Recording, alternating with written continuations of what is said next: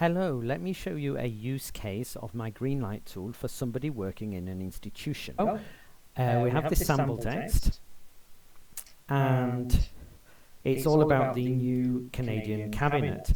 And I'm going to show you how we can use the Greenlight tool on that. So I'm going to click on this option here to run the Greenlight tool.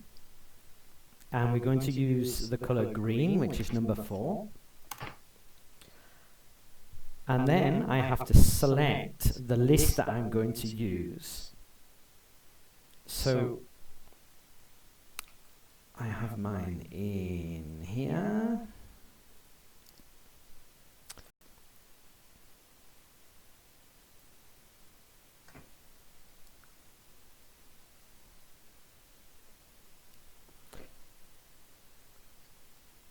So we see here a series of phrases that are highlighted, such as Minister of International Trade and Intergovernmental Affairs. We see people's names like Mélanie Joly, François-Philippe Champagne. So this tells us that these terms, or these names, are approved. They come from a list that I created, which I can show you here. We see the names of the ministers here, and then the titles of the ministers below. And so whenever we see one of these phrases marked in green in our text, we know they're correct, we don't have to check them. And similarly, if we know we've used a list, for example, of ministers and their titles, if we see one that is not highlighted, then we know that it's written incorrectly.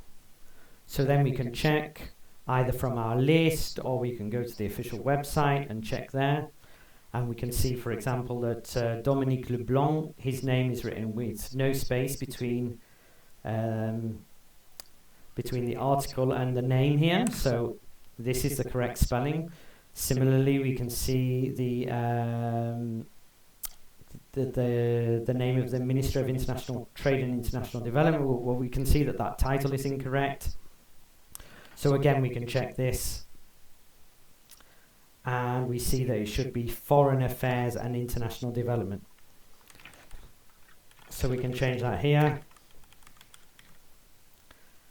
And so on. Finance Minister, again, is incorrect. This should be Minister of Finance.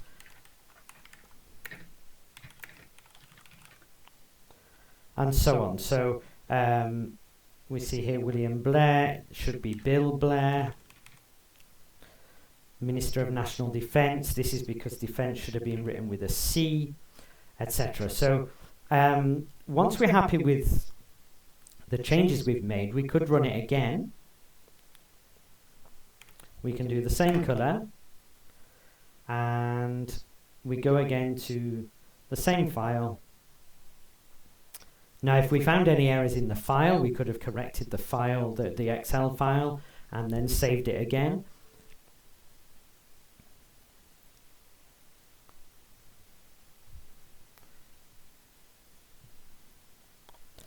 And this time we should see that those names are highlighted as they are.